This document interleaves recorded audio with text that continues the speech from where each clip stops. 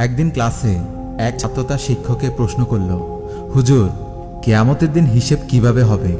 ছাত্রের প্রশ্ন শুনে শিক্ষক কিছুক্ষণ নিশ্চুপ বসে রইলেন। এরপর জুব্বার পকেট থেকে কিছু টাকা বের করে ছাত্রদের মধ্যে বন্টন করে দিলেন।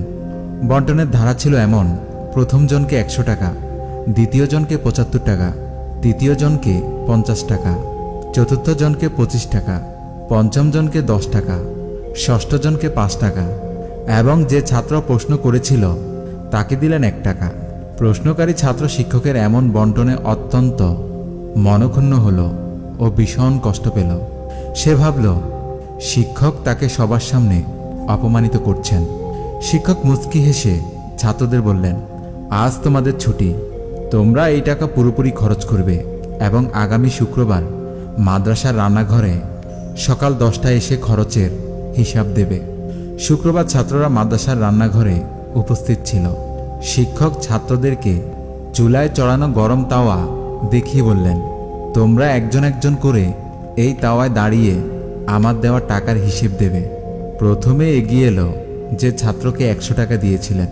সে তাওয়ায় দাঁড়ানোর পর শিক্ষক বললেন, আমার দেওয়া টাকার হিসেব দাও। এমনিতে আগুনে উত্তপ্ত গরম তাওয়া, তার উপর খালি পা। ছাত্র এক পা নামায় তো আরেক পা তোলে।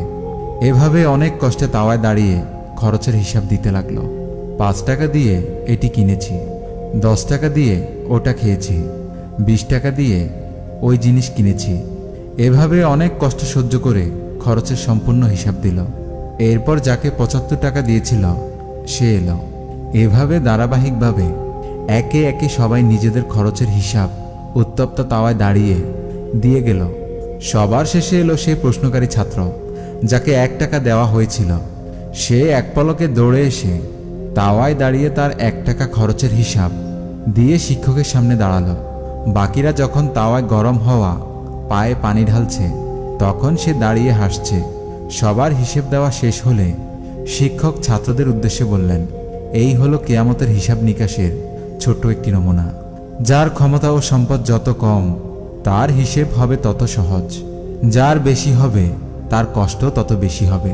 প্রশ্নকারী ছাত্র ছলছল নয়নে শিক্ষকের দিকে তাকিয়ে মনে মনে তার প্রতি ওস্তাদের ভালোবাসার কথা ভাবতে লাগল এবং শিক্ষকের প্রতি নিজের আগের ধারণার জন্য অনুতপ্ত হল।